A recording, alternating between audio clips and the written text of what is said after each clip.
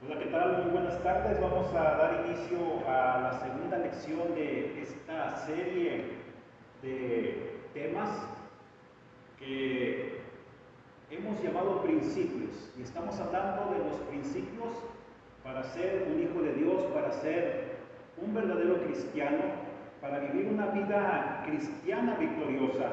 Y precisamente estamos con la segunda lección que hemos titulado Los beneficios que recibo al ser cristiano. Beneficios que recibo al ser cristiano. Habíamos visto en Juan capítulo 1 versículo 12 que a todos los que la recibieron, a los que creen en su nombre, Dios les ha dado el derecho de ser llamados hijos de Dios. La palabra potestad significa derecho y autoridad. Tenemos los derechos de un hijo de Dios, tenemos la autoridad de un hijo de Dios, y esto implica beneficios para el pueblo cristiano. Además, 1 Corintios capítulo 5 versículo 17 dice que el que está en Cristo es nueva criatura y que las cosas viejas han pasado y todo es hecho nuevo. Es decir, andas en una novedad de vida. Antes vivíamos una vida sin sentido, antes vivíamos una vida sin objetivos, sin principios, sin propósito, y de ahí que nuestra vida a veces o constantemente era un fracaso.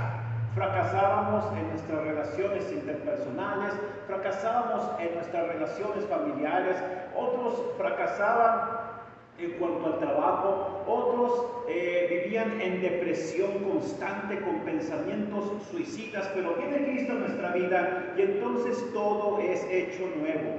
Yo les ejemplificaba a ustedes la experiencia que tuve yo cuando un hombre me comentó a mí, dijo, mira, mi vida sin Cristo era así. Y entonces él apagaba la luz y dice, yo vivía en tinieblas, y dice, y ahora mi vida en Cristo es así. Y él prendía la luz y dice, esa era mi vida y ahora esta es mi vida. Y entonces cuando tú vienes a los pies de Cristo, te digo y te anuncio, y lo dice la palabra de Dios, que entonces ahora tú eres una nueva criatura, es decir, has nacido de nuevo. Este es un nacimiento no físico, es un nacimiento espiritual. Eres una nueva criatura con nuevos pensamientos en ti. Se está implementando a través del Espíritu Santo, a través de la persona de Jesucristo en tu vida, se está implementando el ADN divino. Y entonces, quiero decirte que el primer beneficio que tú recibes por ser hijo de Dios, por ser cristiano, es este.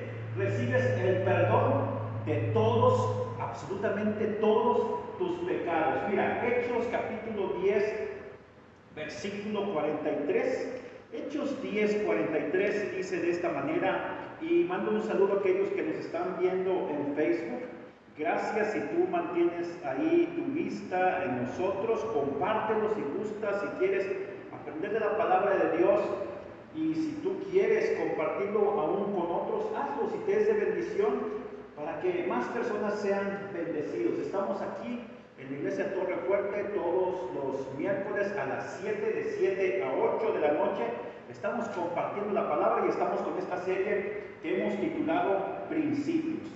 Los principios de la vida cristiana. Mira, Hechos capítulo 10, versículo 47 lo dice de esta manera. Todos los profetas dan testimonio de él, es decir, de Jesucristo, dice el apóstol Pedro, y de que todo aquel que cree en él recibirá perdón de pecados por su nombre. Es decir, si tú estás en Cristo, si tú crees en él, por el nombre de Jesús tú recibes el perdón de todos tus pecados, pecados pasados, pecados presentes, pecados futuros, que si pecaste hace un momento, Dios te perdona en el nombre de Jesús. Que si pecaste hace 20 años, toda tu vida de pecados es perdonada. Yo quiero hacerte una pregunta a ti muy importante. Cuando Cristo murió en la cruz del Calvario, y si tú has puesto tu fe en ese sacrificio de Cristo en la cruz del Calvario, yo te hago una pregunta a ti, y es esta. ¿Cuántos de tus pecados fueron perdonados en la cruz del Calvario? Hace 2000 años Él murió. Tú todavía ni siquiera nacías, tú todavía ni siquiera pecabas, pero tus pecados en la cruz del Calvario por la fe en Jesucristo ya estaban siendo perdonados uno aún. Lo que se requiere ahora es la fe en Jesucristo, no en el Papa Romano, no en el sacerdote, no en un antepasado, no en un santo, no en un beato, no en una persona religiosa, no en un líder religioso, sino ¿en quién? En Jesucristo. Es absolutamente el perdón de todos nuestros pecados, todos, sin importar la dimensión que tú le des al pecado, sea grande, sea chico, sea mediano. Todos los pecados son perdonados en Cristo, pero también todos los pecados serán juzgados un día en Jesucristo. Ahora, otra cosa que es importante con respecto al perdón de los pecados que hay que decir es que no hay ninguna condenación para los que estamos en Cristo, para los que somos hijos de Dios. Y mira, es un pasaje que en el pueblo cristiano conocemos mucho, Romanos capítulo 8, versículo 1, y dice de esta manera: ahora pues, escucha, ahora pues, ninguna condenación hay para los que están en Cristo Jesús. Ninguna condenación hay para quien está en Cristo Jesús. No en la religión católica, no en la religión bautista, no en la religión pentecostal, no en la religión presbiteriana, no. El que está en Cristo. Y es importante recalcar esto porque solamente en Cristo los pecados son perdonados, solamente en Cristo no hay ninguna condenación.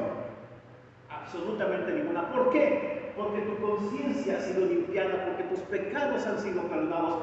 Dios no te va a condenar de ningún pecado si tú estás en Cristo, si tu vida está siendo transformada. Lo he dicho, ha sido implementado en ti el ADN divino. Dios te está transformando desde tu interior hasta tu exterior, está cambiando tu manera de ver, tu manera de caminar, tu manera de palpar. Ya no vas a tocar lo que tocabas antes, lo que era prohibido.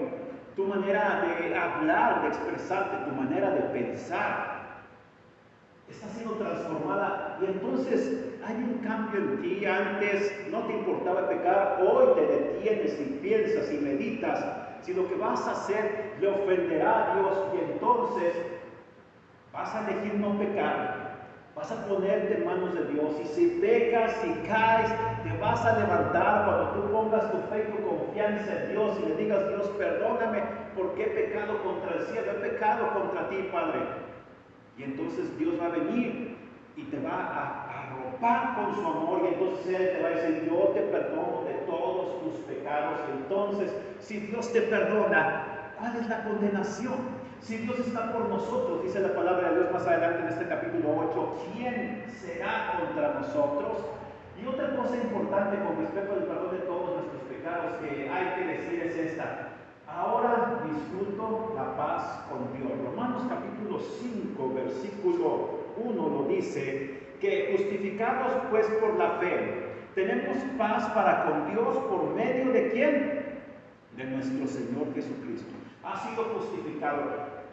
Tú ahora tienes la justicia de Dios, porque la justicia de Dios para nosotros, ¿quién es? Es Jesucristo. Y si tú has sido justificado, esto significa que ahora eres declarado justo delante de Dios. Eres declarado justo delante de Él. Él es el único justo y es el que justifica a los que creen en Jesucristo. Y entonces, ¿qué dice aquí? Tenemos paz para con Dios. El resultado de la justicia, ¿cuál es? La paz. Si no hay justicia, no puede haber paz. Y esto lo vemos hasta en nuestra nación.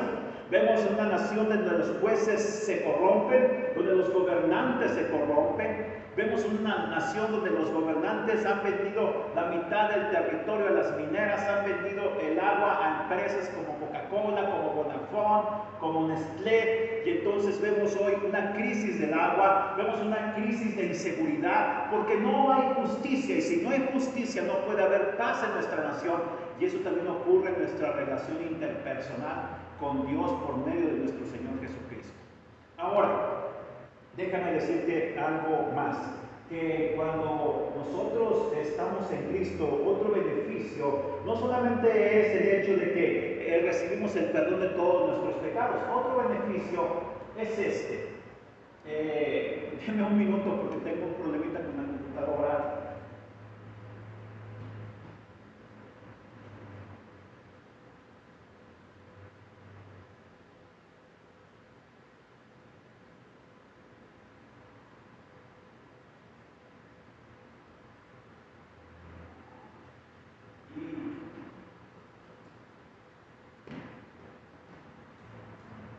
Se ha presentado un problema técnico, pero el segundo beneficio es que recibimos la vida eterna. Juan capítulo 3, versículo 16 es un pasaje muy conocido por nosotros y dice de esta manera: mas a todos los que le recibieron, a los que creen en su nombre, les ha dado el derecho, la autoridad de ser llamados hijos de Dios.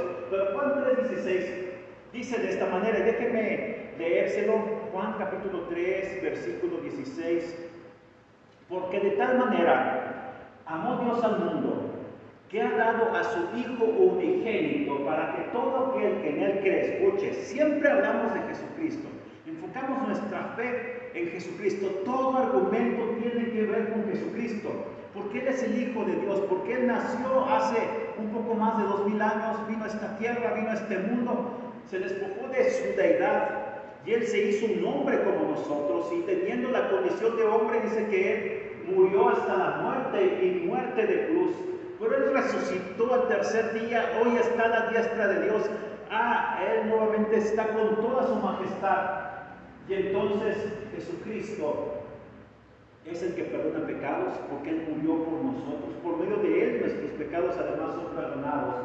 Pero dice aquí que los que creen en Él, dice aquí en Juan capítulo 3 versículo 10, para que todo aquel que en Él cree no se pierda, mas tenga vida eterna. Y cuando hablamos de la palabra perderse, no significa que te vas a perder en el bosque, como decía aquella canción de Cepillín, en el bosque de la China, la chinita se perdió. No se refiere a que te vas a perder en medio de una gran ciudad, en medio del tráfico, no, se refiere al hecho de que entonces, cuando tú crees en Cristo, hay dos destinos, con Cristo o sin Cristo. Tu decisión aquí en la tierra va a definir cuál es tu destino eterno. O te vas a pasar la eternidad sin Cristo en el infierno, o te vas a pasar la eternidad con Él en el cielo. El cielo y el infierno son dos lugares reales. Jesucristo constantemente dijo: en la casa de mi Padre muchas moradas hay, voy a preparar un lugar para ustedes, para que donde yo estoy, ustedes también estén. Jesucristo constantemente, incluso 350 veces a través de los evangelios, Jesucristo habló o hizo referencia acerca del infierno, un infierno literal, un infierno de fuego, un lugar donde el gusano nunca muere, donde el fuego nunca cesa. Y ahí va a parar el alma de los incrédulos, de aquellos que rechazan a Jesucristo. Ahora alguien dirá: es que Dios es injusto, ¿por qué Dios nos quiere obligar a que todo sea a través de Jesucristo? Es que mira, no había otra manera de rescatarnos más que a través de su propio Hijo. Cuando el hombre, Adán y Eva, pecaron allá en el huerto del Edén hace miles de años, entonces Dios ideó un plan para rescatar a la humanidad del pecado, de las consecuencias del pecado, porque antes del pecado no había muerte, no había enfermedad. No había pecado, de hecho, no había maldad, no había asesinatos, no había violaciones, no había incluso ni siquiera estos climas que hoy sufrimos. No había la maldad que hoy estamos padeciendo, las guerras. Todo eso no existía, había solamente paz. Entró el pecado y lo destruyó todo. Hoy hay muerte, hay guerra, hay enfermedad, hay asesinatos, hay crímenes, hay accidentes terribles. Y entonces Dios, para rescatarnos de las consecuencias del pecado, Dios, en la persona de Jesucristo, el Hijo de Dios, Él dijo: Padre, yo voy a sacrificarme por la humanidad, y de esa manera los que quieran ser rescatados de las consecuencias del pecado, si ponen su confianza y su fe en mí, entonces ellos van a ser rescatados y van a ser restituidos a la condición original. La condición original antes de que el pecado entrara en el mundo. Y entonces, ¿qué significa esto? Que cuando tú tienes a Cristo, la vida eterna está en Cristo. La vida eterna, Jesucristo dijo: yo soy el camino, soy la verdad y soy la vida. Pero no te da cualquier clase de vida. No es la vida solamente biológica, es la vida Zoe, es una vida eterna, es una vida exponencial, una vida disfrutada a su máxima capacidad. Esa es la vida que Jesucristo nos da, porque Él es el camino, es la verdad y es la vida. Ningún filósofo, ningún científico, ningún líder religioso, tú puedes puedes verlo, puedes ver a Mahoma, puedes ver a Buda, puedes ver a José Smith. Ninguno se atrevió tanto de llegar a decir: yo soy el camino, yo soy la única verdad, yo soy la vida. Porque los filósofos, la palabra filosofía significa filos y sofía, amor a la sabiduría. La filosofía se enfoca en la búsqueda de la verdad a través del pensamiento, a través del raciocinio. Pero ningún filósofo, ni Sócrates, ni Platón, ni Aristóteles jamás se atrevieron a decir: yo soy la verdad. Ellos dijeron: yo estoy en busca de la verdad. Y mira, tanto buscar la verdad que Sócrates, por ejemplo, se atribuye un dicho muy famoso en el que él llegó a decir: yo solamente sé que no sé nada. Pero Jesucristo todo lo contrario, dijo: yo soy el camino, yo soy la verdad y yo soy la vida. Jesucristo es la vida eterna. Y si Cristo está en nosotros, entonces nosotros tenemos vida eterna. Escucha, Primera de Juan capítulo 5, primera carta de Juan capítulo 5, está antes del libro de Apocalipsis. Hay 3 cartas del apóstol Juan, el escritor del Evangelio. Primera de Juan capítulo 5, versículos 11 y 12, escucha lo que dice. Y este es el testimonio, que Dios nos ha dado vida eterna, y esta vida, escucha, está en su Hijo. El que tiene al Hijo tiene la vida, y el que no tiene al Hijo de Dios no tiene la vida. Es bien sencillo. Si tú tienes a Cristo, tienes vida eterna. ¿Sabes tú por qué yo no tengo miedo a morir? Ciertamente no me gustaría morir. No quisiera salir de este lugar y morir hoy. No quisiera morir. Quisiera que Dios me diera algunas décadas más de vida. Pero déjame decir algo muy importante. No temo a morir porque mi vida está en manos de Dios. No temo a morir porque sé que Él tiene el control de todo. Porque sé que Él se va a encargar de mis hijos. Porque sé que si muero voy a la presencia de Él, de Dios el Padre. Mira, déjame decirte otra cosa bien importante. ¿Qué pasa con mi alma al morir? Eso es una pregunta muy importante que todos nos hacemos en algún momento. ¿Qué pasa con mi alma cuando yo muero? Y es esta, de la primera de Juan capítulo 5, no, más bien Filipenses 1, 21. Filipenses, el apóstol Pablo dice en Filipenses 1, 21 al 23, escucha: porque para mí vivir es Cristo. Es decir, Pablo estaba lleno de Cristo, su meditación era Cristo, su oración era Cristo, su palabra exaltaba a Cristo. Y él dice: para mí el vivir es Cristo. Y escucha, y el morir es una ganancia. Para el pueblo de Dios, para los cristianos, morir sí es doloroso. Lloramos por aquellos que parten, pero hay una certeza en nosotros de que su alma, su cuerpo no se quedan ahí en el sepulcro como algunas religiones lo proclaman, sino que el cuerpo se queda allí, pero el alma se va a la presencia de Dios. No estamos dormidos, el cuerpo está dormido, pero el alma está más viva que nunca. El alma es revestida espiritualmente, hay un cuerpo espiritual que el alma recibe allá en la presencia de Dios. Y entonces escucha lo que dice: el morir es ganancia. Pero si el vivir en la carne me sirve para una obra fructífera, ¿cuál escogeré? No lo sé. Y escucha lo que dice el versículo 23. Me siento presionado por ambas partes. Tengo el deseo de partir y estar con Cristo, lo cual es muchísimo mejor. Es decir, si tú partes de esta tierra, si tú mueres, la palabra muerte significa separación del alma, del cuerpo y del espíritu. Cuando Dios nos quita el espíritu, que es el aliento de vida, pero además es el medio por el cual nos comunicamos con Dios y que nos conectamos con Dios por medio del Espíritu Santo. El espíritu humano se conecta con el Espíritu de Dios y Dios lo puso en nosotros. Y cuando tú vienes a los pies de Cristo, ese espíritu que estaba muerto resucita, y entonces tenemos ya esa vida eterna y esa vida espiritual, y puedes entender las cosas de Dios que para ti antes eran locuras, de las cuales antes tú te burlabas, o tal vez te burlas el día de hoy aún. Déjame decirte que cuando ocurre la muerte, Dios quita el espíritu, entonces hay una separación, el alma y el cuerpo se separan, y eso significa la muerte. ¿Y entonces qué significa eso? Que cuando el alma se muere, el alma de un creyente se va a la presencia de Dios. Pablo lo dice en Filipenses 1:23, más claro ni el agua. Mira, entonces ¿qué pasa con nuestra alma? Se va a la presencia de Dios. Y entonces, ¿qué va a ocurrir? Mira, vamos a vivir con Cristo eternamente. Un día Cristo va a venir. Primero a los Tesalonicenses 4, 16 y 17 lo dice. Déjate leer este pasaje porque es muy importante. No lo vamos a explicar porque nos llevaría toda una hora, todo un tema explicarlo. Primero los Tesalonicenses 4, 16 y 17, escucha lo que ocurre. Cuando un día Cristo viene a esta tierra, 10, 20, 30 años, el tiempo está cerca. Primero los Tesalonicenses 4, 16, escucha lo que dice. Porque el Señor mismo descenderá del cielo con aclamación, con voz de arcángel y con trompeta. Y escucha, Él va a descender y se va a escuchar en ese entonces una trompeta. No las trompetas que hoy se escuchan, no. Si se escucharan y si esas trompetas fueran reales y fueran divinas, ya una. Primero, la primera trompeta es que Cristo viene a la tierra. Segundo, después de esa trompeta vienen juicios. Todavía no va a ocurrir eso. Primero, Cristo tiene que venir a la tierra por su pueblo. Dice, Él descenderá del cielo con aclamación, con voz de arcángel, con trompeta de Dios. Y los muertos en Cristo resucitarán primero. Si tú mueres, si tú tienes la fortuna de morir en Cristo, ¿qué va a ocurrir? Fíjate otra vez, en Cristo. Creer en Cristo, tener fe en Cristo, morir en Cristo. ¿Qué va a ocurrir? Vas a resucitar primero. Y si tú estás vivo, tu cuerpo va a ser transformado, así como Jesucristo, cuando estuvo aquí en la tierra, Él murió y resucitó, tenía un cuerpo con capacidades superiores a las naturales. ¿Qué fue lo que ocurrió?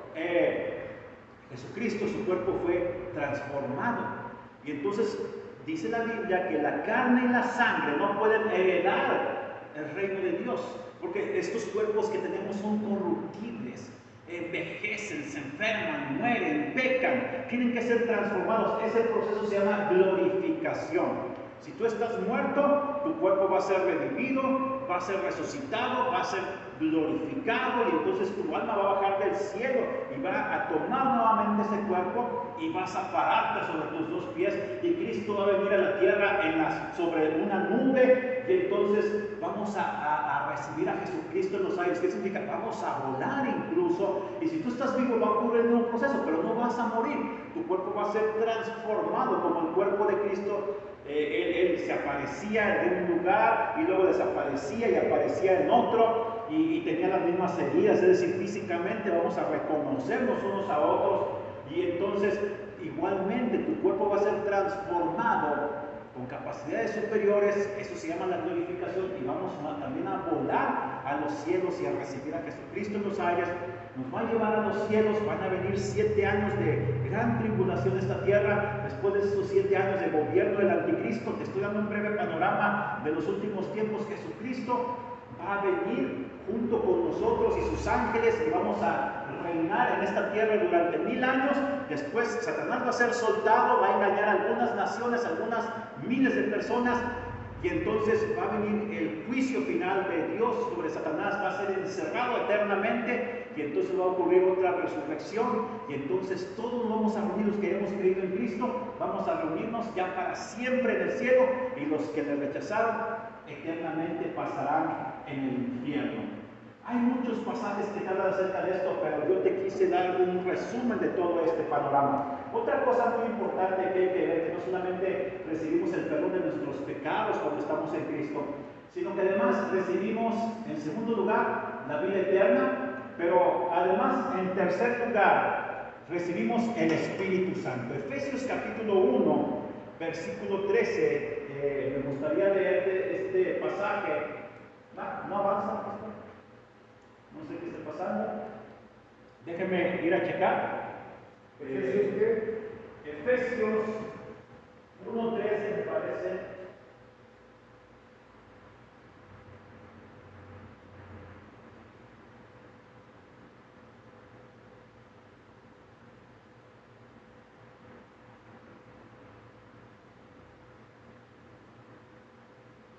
Bueno, no quiero avanzar aquí. Este asunto. Ahí está.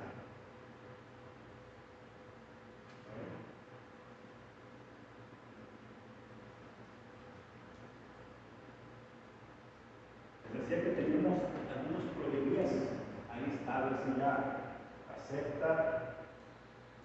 No. Bueno, no sé qué habrá pasado. Efesios 1:13, ¿sí? Recibimos el Espíritu Santo, ¿sí? Recibimos el Espíritu Santo, recibimos vida eterna, recibimos el perdón de nuestros pecados. Efesios capítulo 1, versículo 13, escuchen lo que dice. Dice de esta manera: en él también vosotros, habiendo oído la palabra de verdad, el evangelio de vuestra salvación, y habiendo creído en él, ¿en quién? En Jesucristo nuevamente. Aquí nuevamente entra la preeminencia de Jesucristo en nuestra vida, el lugar más importante en nuestra vida, el número uno. Dice: fuisteis sellados con el Espíritu Santo que él había prometido. Jesucristo, a través de la Biblia, constantemente, en Juan capítulo 14, Juan capítulo 16, él dijo: es necesario que yo me vaya al cielo, para que él venga. ¿Quién? El Consolador. Para que venga el Consolador. La palabra Consolador viene de una palabra en griego que significa Paracletos.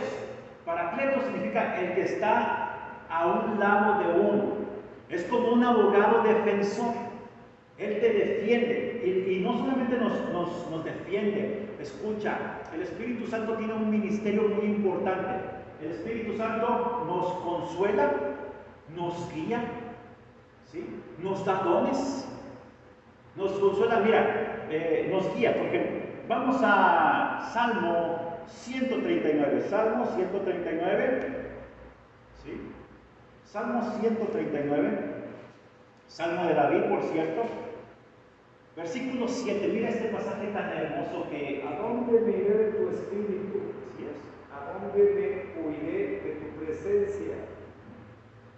El 7, ¿a dónde me iré de tu espíritu y a dónde huiré de tu presencia? Hasta el 10, por favor. Si subiera a los cielos, ahí estás tú. Sí. Y si en el Seol hiciera mi estrado, ahí tú estarás. Si tuviera las alas del alba y habitara en el extremo del mar, aún ahí me guiaría tu mano y me asiaría tu diestra. Hasta el 10. Hasta el 10. ¿Te fijas ahí lo que dice la palabra? Dice aquí: si tomo las alas del alba y habito en el extremo del mar, aún allí me guiará tu mano y me asirá tu diestra. Es decir, Dios nos va guiando a través de la vida. Dios primero nos encamina a Jesucristo. Cuando tú no conoces a Dios y escuchas el Evangelio, Él te está guiando a través del Espíritu Santo. Está haciendo una obra en ti aún antes de que tú le conozcas a Él. Y ahora que le conoces, Él te guía. Te guía a través del Espíritu Santo. ¿Te guía para qué? Al conocimiento de Dios. ¿Te guía a qué? A la persona de Jesucristo. Por eso nosotros los cristianos, ¿cómo puedes distinguir tú si una iglesia a la que tú vas, si un pastor el cual escuchas predicar es realmente cristiano? ¿Sabes cuál es la diferencia? Que él se va a enfocar en Jesucristo. Hay pastores, hay líderes que se enfocan en el dinero, hay líderes que se enfocan en lo superficial, pero un pastor verdadero te podrá hablar de temas del futuro, en base a la palabra de Dios, pero siempre va a enfocarse en Jesucristo. Su tema, su predicación, su forma de hablar, siempre va a ser enfocada en Jesucristo. ¿Y eso por qué? Porque es el Espíritu Santo el que nos está guiando. Ahora, Jesucristo constantemente nos habló acerca del ministerio del Espíritu Santo. Mira, Juan capítulo 16, ¿sí? Versículo 7, ese pasaje que te decía: pero yo os digo la verdad, os conviene que yo me vaya, porque si no me voy, el Consolador, es decir, el Paracletos, el que estará al lado de ustedes, no vendrá a ustedes. Y si yo me voy, lo enviaré. Cuando Jesucristo se fue, días después, semanas después, vino el Espíritu Santo sobre la iglesia. Ellos hablaban en otras lenguas, pero lo más importante del hecho de que hablaban en otras lenguas es que la gente que los escuchaba alrededor, que eran gente que venían de muchas naciones, podían entenderlos en su propio idioma, el mensaje de salvación por medio de Jesucristo. Y no solamente eso, sino que ellos fueron expulsados, fueron perseguidos, y donde ellos iban predicaban a Jesucristo. Entonces, ¿te guía para qué? Para conocer la verdad, pero también para que tú prediques la verdad. Y en Juan capítulo 16, mira, versículo más adelante, ¿Juan qué, perdón? ¿Qué número? 24, ¿sí? Dice: hasta ahora no han pedido nada en mi nombre.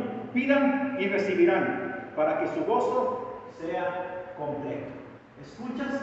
Cuando tú crees en Cristo, tú vas a pedir, vas a ser guiado por el Espíritu Santo para saber qué pedir, y entonces tu gozo va a ser completo. Mira, Él nos guía, nos consuela, Juan capítulo 16, versículo 7, el Consolador. Juan capítulo 14, versículo 16. Vamos a leerlo. Juan 14, 26. Escucha lo que dice la palabra de Dios. Pero el Consolador, el Espíritu Santo, que el Padre enviará en mi nombre, Él os enseñará todas las cosas y os hará recordar lo que yo os he dicho. Él nos consuela a través de su palabra. Y entonces Él cumple el ministerio del Espíritu Santo de guiarnos, de consolarnos. Mateo, 1 Corintios, capítulo 12, versículos del 4, 12, 4 y del 7 al 11. ¿Lo tiene ahí, pastor? 1 Corintios 12, versículo 4 y luego del 7 al 11. 1 Corintios 4, 12:4, aquí está. 12:4. A ver qué dice. Otro aspecto muy importante es que Él nos capacita. Ahora bien, hay diversidad de dones, pero el Espíritu es el mismo. ¿Hasta ahí? ¿Y qué más dice? ¿No es todo lo que dice el versículo 4? Sí, Es decir, un espíritu, muchos dones. Porque somos muchos en la iglesia, somos el cuerpo de Cristo y Él nos da dones para que hagamos su obra. Versículos del 7 al 11. Primera a los Corintios 12, del 7 al 11. 12 del 7 al 11. Escuchen lo que dice. Pero a cada cual es dada la manifestación del Espíritu para provecho mutuo. Porque a uno se le da palabra de sabiduría por medio del Espíritu, que es un don, pero a otro palabra de conocimiento según el mismo Espíritu, a otro fe por el mismo Espíritu. ¿Te fijas? Habla de diversidad de dones, pero siempre dice el mismo Espíritu. A otro dones de sanidades, don de sanidad por un solo Espíritu. A otro el hacer milagros, a otro profecía, a otro discernimiento de espíritus, a otro géneros de lenguas, a otro interpretación de lenguas, pero todas estas cosas las realiza el único y el mismo Espíritu, repartiendo a cada uno en particular como Él designa, es decir, según su voluntad. A cada uno de nosotros Dios nos da un don. Si tú has venido al pueblo de Dios, has venido a ser hijo de Dios, prepárate, porque Dios quiere hacer grandes cosas a través de ti. Él quiere darte uno de estos dones, y no es que ya te lo ha dado. Y entonces tú tienes que pedirle a Dios, haz que se manifieste el don que tú tienes para mí, Señor.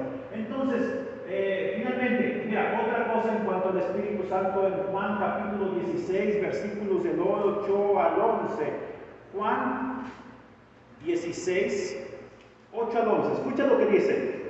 Cuando Él venga, habla del Espíritu, convencerá al mundo de pecado, de justicia y de juicio. De tres cosas nos va a convencer. Ahora, cuando dice que nos va a convencer, es como si Él fuera no un juez, sino un fiscal que señala la maldad, el pecado, el crimen, y es lo que Él hace. Pero escucha, dice convence. Él no te juzga, Él solamente te convence. El único que me puede juzgar es Dios, y eso es muy cierto. Pero escucha lo que dice en cuanto al pecado, versículo 9, porque no creen en mí. Juan 16, 9. Ahora, ¿cuál es el pecado más grande? La incredulidad. No creer en Jesucristo. Por eso te digo, la Biblia siempre te va a guiar a Jesucristo. Si tú no crees en Él, entonces tú estás en pecado. Esa es la realidad. En cuanto a la justicia, porque me voy al Padre y no me veréis más. Es decir, ¿cuál es la justicia de Dios? Cristo va al Padre, Él ahora está reinando, está a la diestra de Dios, está sentado ahí a la diestra del Padre, en una posición de privilegio. Dice, ya no me vas a ver más. Puedes escucharme, puedes escuchar mi palabra, puedes ver los efectos del Espíritu Santo en tu familia, en tus amigos, en ti mismo. ¿Cuántas veces no te has salvado de la muerte a pesar de tu imprudencia? Y sin embargo yo estoy ahí actuando en ti, pero tú no me quieres recibir. Dice, yo he hecho lo justo, yo ya cumplí mi obra. Entonces el Espíritu Santo ahora te va a convencer de ¿qué? De pecado. Pecado es no creer en mí, la justicia es que yo ya hice todo por ti, ahora estoy a la diestra del Padre. Y finalmente, y luego dice aquí finalmente, y en cuanto al juicio, es muy diferente el juicio de la justicia. Mira, ¿cuál es el juicio? Porque el príncipe de este mundo ha sido juzgado. Es decir, Satanás ya fue juzgado en la cruz del Calvario. Satanás, el poder que él tenía es que él a través de la ley a través del pecado, a través de la tentación, nos hacía caer, se burlaba de nosotros y luego Él nos llevaba entre sus patas, pudiéramos decir, figuradamente, y nos llevaba a la muerte. El pecado nos lleva a la muerte. Pero ¿qué hace Jesucristo? Dice, en cuanto al juicio, porque el príncipe de este mundo, que es Satanás, él ya ha sido juzgado. Pero el Espíritu Santo, ¿qué viene? A convencernos. Él no viene a juzgarte. El Espíritu Santo es amoroso, es un caballero. El Espíritu Santo viene a convencerte de que vas por un mal camino. Y entonces Él viene a juzgar. Jesucristo nos dice, ya el juicio es que Satanás ya ha sido juzgado, más bien, lo que quiero decir. Y el Espíritu Santo nos viene a mostrar todo eso, esas realidades a través de la palabra de Dios. Tú podrías decir, es que tú eres pastor, tú me estás hablando, tú te conoces la Biblia al revés y al derecho. No, yo fui como tú. Yo conocía mucho de la palabra de Dios, pero yo no conocía a Dios, porque yo no conocía a Jesucristo. Y tuvo que venir yo y entonces un día entregarle mi vida a Jesucristo, y entonces ahí fue cuando yo, ese velo que yo tenía en mis ojos y que me enceguecía y que me hacía llevar una vida religiosa fue quitado, y entonces yo empecé a comprender realmente la palabra de Dios. Fui como un niño, eso ocurrió hace 25 años, un 3 de mayo de 1997 en la Sierra de Arteaga. Nunca se me va a olvidar ese momento, porque ahí se me cayeron como el apóstol Pablo las escamas de los ojos y pude comprender la palabra de Dios. Y empecé este proceso, fui discipulado y entonces se abrieron los ojos y vine al conocimiento de Dios. ¿Qué otro beneficio recibimos cuando somos hijos de Dios? Mira, recibes la protección divina para toda la vida. 1 de Pedro 1, 5 y 6, escucha, este es un versículo hermoso. 1 de Pedro 1, 5 y 6, está casi al final del Nuevo Testamento. 1 de Pedro 1, 5 y 6, escucha lo que dice, 1, 5 y 6 de 1 de Pedro, que sois guardados por el poder de Dios mediante la fe, es decir, mediante la fe en Jesucristo, para la salvación preparada para ser revelada en el tiempo final. Si ya somos salvos, pero esa salvación va a ser revelada en el tiempo final, estamos en los últimos tiempos. En esto os alegráis, escucha, a pesar de que por ahora, si es necesario, estéis afligidos momentáneamente por diversas pruebas. Es decir, el ser cristiano no te libra de las pruebas, no significa que venimos a una felicidad, no, significa que a pesar de la muerte, a pesar de la enfermedad que sufrimos, a pesar de que nuestros cuerpos se deterioran, a pesar de que podemos caer en bancarrota, a pesar de las pérdidas que podamos llegar a tener, a pesar del divorcio, a pesar de todo malo que venga en nuestra vida, somos guardados en el poder de Dios por la fe en Jesucristo en diversas pruebas. Las pruebas van a venir. Ser cristiano no significa llevar una vida de color de rosa, es decir, los cristianos incluso somos probados en nuestra fe. ¿Realmente eres cristiano? ¿Cuántos de los que creímos en Cristo en aquel momento, cuántos más con nosotros vinieron a los pies de Cristo y cuántos después se alejaron? Por eso el Señor Jesucristo en Mateo y en Lucas habla acerca de la parábola del sembrador y habla de diferentes tipos de terreno. Y hay gente que cree por un tiempo, vienen las pruebas y luego se desanima y se aleja y se va. Y otros que a pesar de las pruebas, a pesar de las caídas, ellos siguen adelante. Y escucha, la prueba es para refinar nuestra fe. La prueba es para demostrar quiénes somos verdaderamente hijos de Dios. Cuando Jesucristo dice en la Biblia que envió a sus discípulos a través del mar y Él se quedó orando y ellos empezaron a navegar y entonces vino una tormenta. Dice que la Biblia al principio, un pasaje donde no muchos se fijan, dice que al principio iban otras barcas junto con los discípulos. Pero luego esas barcas, yo creo que al empezar a ver las tormentas, la tormenta que venía sobre ellos, dijeron, ¿sabes qué? Mejor vamos a regresarnos. Y así hay mucha gente en la vida cristiana, empieza a ver las tormentas, las pruebas, y hay gente que llega a decir insensatamente, y algunos desafortunadamente lo hemos dicho, no hombre, ni cuando era cristiano me iba tan mal. Y luego se regresan otra vez, que a fumar el crico, que a vender la droga, que a prostituirse, que a pecar, que a dinero mal habido. Y entonces reniegan de Dios, porque no saben soportar la prueba, no saben esperar los tiempos de refrigerio que Dios prepara para su pueblo y para sus hijos. Ahora, Romanos capítulo 8, versículo 28, mira, aquí lo dice, bien claro. Cuando tú recibes a Cristo, cuando tú eres hijo de Dios, otro beneficio, el cuarto beneficio. El primero beneficio que vimos fue que recibes el perdón de todos tus pecados. El segundo es que recibes la vida eterna. El tercero es que recibes el Espíritu Santo. Y el cuarto beneficio es que recibimos la protección divina para toda la vida, a pesar de las pruebas. Pero además entendemos como hijos de Dios que todas las cosas ayudan a bien a los que amamos a Dios. Romanos 8, 28 lo dice.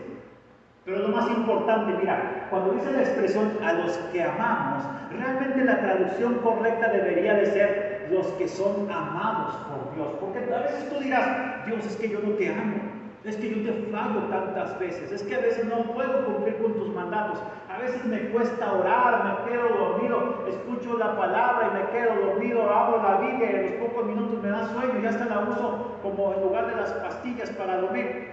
Mira, todos batallamos en la vida cristiana. Aprender de la palabra de Dios no es fácil, pero escucha, algo bien importante que te va a ayudar a tu crecimiento es que tú entiendas que todas las cosas ayudan bien a los que aman a Dios. Podrán ocurrir cosas terribles. Sé del testimonio de un hombre en Estados Unidos que le asesinaron a su hija. Y entonces, cuando él estuvo cara a cara frente al asesino, él corrió hacia él y todos entonces en el jurado, ahí en el jurado se llenaron de temor. La policía empezó a actuar, él lo agarró y lo abrazó y le dijo, mira, tú mataste a mi hija, me quitaste lo que más amaba, pero te digo una cosa, te perdono porque Dios me ordena que te perdone y yo espero que tu vida sea transformada por el poder de Jesucristo. Sí, aún las cosas terribles, aún perder un negocio, perder una casa, perder uno de tus hijos, perder a tus padres, perder a tu cónyuge, todas las cosas nos ayudan a bien a los que amamos a Dios. Y te lo dice alguien que ha perdido muchas cosas en la vida, pero entendemos que los que somos amados por Dios, todo. Y la palabra todo significa absolutamente todo. Ayuda a los que amamos a Dios para el bien. Nos debe de llevar a un crecimiento. Ahora, en tercer lugar, hablando de la protección divina para toda la vida, nuestras oraciones son contestadas. Juan capítulo 15, versículo 16. Juan 15, 16. Escucha lo que dice Juan 15, 16. Aquí lo tengo en la Biblia. Mira, dice, ya no los llamaré más siervos, porque el siervo no sabe lo que hace su Señor. Y versículo 16, ustedes no me eligieron a mí. Escucha, Él te escogió a ti. Dice, más bien yo los elegí a vosotros y les he puesto para que vayan y lleven fruto. Es decir, tenemos que tener un crecimiento espiritual y para que su fruto permanezca, a fin de que todo lo que pidan al Padre en mi nombre, Él os lo dé. Escucha, todo lo que pedimos, nuestra oración va a ser escuchada. Todo lo que pidas conforme a la voluntad de Dios en Cristo Jesús, en el nombre de Jesús. Por eso los cristianos, cuando terminamos de orar, decimos, en el nombre de Jesús. Señor, y te agradecemos aún porque no nos han respondido, porque sabemos que la respuesta viene en camino. En el nombre de Jesús lo creemos. Y cuando tú terminas y haces esa fórmula, que es una realidad, dice la Biblia que nuestras oraciones son escuchadas. Tal vez Dios tarde en responder, ¿sí? Tal vez la respuesta llega, pero nunca va a llegar tarde. ¿Qué le has pedido a Dios? ¿Qué le estás pidiendo a Dios? Es válido pedir cosas materiales, pero que sea dentro de la voluntad de Dios. Es válido pedir la salud, pero que sea dentro de la voluntad de Dios. Y entender que a veces Dios no te va a sanar. Pablo 3 veces le dijo a Dios, Dios, sáname de este problema que tengo. No sabemos qué enfermedad tenía, pero una enfermedad muy difícil que él atravesaba. Y entonces, hasta que Dios le dijo, bástate mi gracia, porque mi poder se perfecciona en tu debilidad. Tal vez Dios no te sane de cáncer, pero su poder se va a perfeccionar en tu debilidad. Tal vez Él no te sane de diabetes, de hipertensión, de cualquier tipo de enfermedad, pero su poder se va a perfeccionar en tu debilidad. Si busca la ciencia médica, busca alivio, busca medicamentos, busca tratamientos, busca una mejor alimentación. Pero ¿sabes una cosa? Si Dios dice que no, el cristiano se resigna. El cristiano entiende, el cristiano acepta la voluntad de Dios. Finalmente quiero decirte esto, mira, dos cosas. Primero, ser cristiano me trae muchos beneficios, además de los que ya hemos mencionado. Y los vamos descubriendo conforme nos adentramos en la experiencia de vivir en la voluntad de Dios, por medio de Jesucristo, expresar en su palabra. Escucha esto. La Biblia tiene cerca de 8.810 promesas para nosotros. 8.810 promesas. Son incontables, no nos las acabamos en un año. Conocen la palabra de Dios, las promesas de Dios para nosotros. Hay un tipo de Biblia que se llama las promesas de Dios y todas las promesas están marcadas. ¿Sí? Así que, termino con esta historia. Había un hombre que tenía un único hijo. Cuando este hijo nació, la esposa había muerto, así que este hombre amaba a este hijo y este hombre tenía otra pasión que eran las artes. Él amaba comprar pinturas importantes de pintores importantes como Rembrandt, como Van Gogh, como Picasso. Y su hijo iba creciendo y ese hijo también fue adoptando el gusto, el amor por el arte, por las pinturas especialmente. Pero un día este hijo fue llamado a la guerra. Se fue a la guerra lejos allá en Europa y a los pocos meses el hombre recibió la noticia de que su hijo había muerto, pero había muerto de una manera heroica, salvando a otros soldados en el campo de batalla. Cuando le llegó la noticia, el corazón de aquel hombre se quebrantó. Pasaron los meses, llegó Navidad, y en mero día de Navidad un joven tocó a la puerta. Este hombre salió, aquel joven barbudo con un uniforme viejo, dijo: Señor, acabo de llegar de Europa, acabo de llegar de la guerra, pero antes de ir con mi familia yo quería verlo. Usted sabe por qué quiero entregarle esto. Y le entregó una pintura, un retrato muy especial. Y este retrato contenía la imagen del hijo de aquel hombre. El hijo que había muerto en la guerra. Aquel hombre pudo ver la expresión en la mirada, en los ojos de su hijo y empezó a llorar. Dijo: en verdad este es mi hijo amado, el que perdí en la guerra. ¿Cuánto te debo, joven, por este retrato, por este detalle? Dijo: no, Señor, no me debe nada. Yo lo hice por amor a su hijo, porque Él me salvó a mí de la muerte en el campo de batalla. Él se hizo mi mejor amigo y Él dio su vida por mí en el campo de batalla. Por eso yo no le debo nada, se lo regalo. Y el hombre, agradecido, dio la media vuelta. El joven se fue. Pocos meses después aquel hombre murió. Pero antes de morir, él colgó aquel retrato en medio de los Rembrandt, de los Picasso, de los Van Gogh. Y ahí puso, en medio de todos esos retratos famosos y caros y que costaban millones de dólares, puso una foto de su hijo. Todo el mundo que llegaba ahí, él se lo mostraba. Miren, está todo esto, pero miren, este retrato es especial para mí porque representa a mi hijo que murió en la guerra. Poco después el hombre murió, como lo he dicho, y entonces se hizo una subasta. Y se iban a subastar todos los retratos que estaban ahí en esa pared de aquella mansión de aquel hombre. Y entonces el hombre encargado de dirigir la subasta empezó y dijo: vamos a comenzar la subasta. Y todos estaban extasiados porque sabían que podían adquirir grandes obras de arte que más adelante costarían millones de dólares. Y entonces, en medio de esa multitud de personas, había un hombre sentado allá al final, un hombre muy humilde. Era el jardinero que había trabajado durante décadas en aquella casa, que conocía al hombre y había conocido al hijo de aquel hombre. Y entonces empieza la subasta y dice el hombre que dirige: vamos a empezar esta subasta y vamos en primer lugar a subastar el retrato del hijo. Así se llama esta obra. Es un óleo pintado a lápiz y empieza a dar las especificaciones y la gente le interrumpe: no nos interesa el hijo. Queremos los Rembrandt, queremos los Matisse, queremos los Van Gogh, queremos los Picasso. Dijo: no, espérense.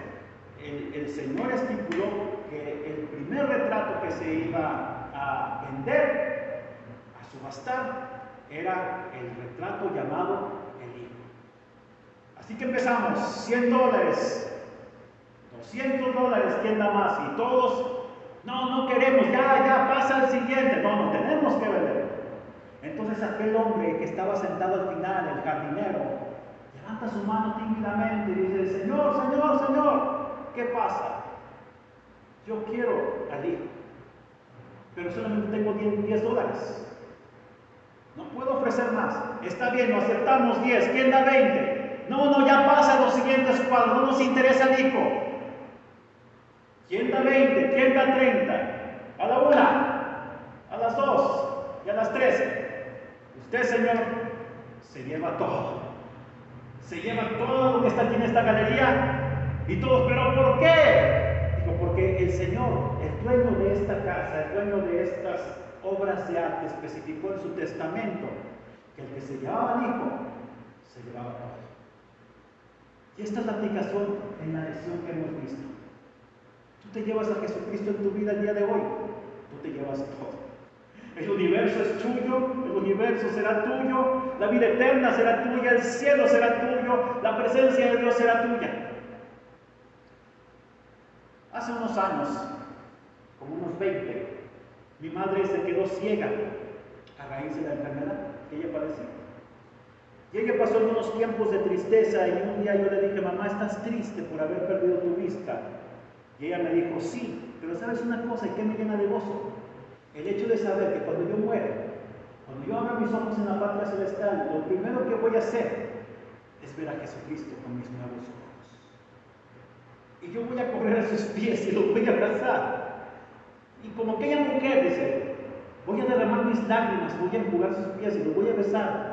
Y le voy a agradecer por haber muerto por mí en la cruz del Calvario. Eso se llama fe. Si tú tienes al Hijo, tienes la vida. Si no lo tienes, déjame decirte que hoy puedes recibirte como tu único, suficiente y personal Salvador. Terminamos con una oración, ¿sí? Padre, en el nombre de Jesús, gracias por esta palabra.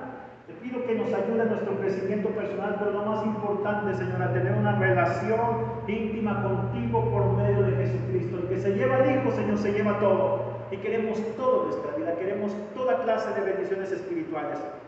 Si tú has escuchado esta palabra y quieres entregar de tu vida, yo sé que la oración no es lo más importante, sino un cambio de vida. Pero la oración define que tú tienes un deseo de conocerle profundamente a Él a través de su palabra.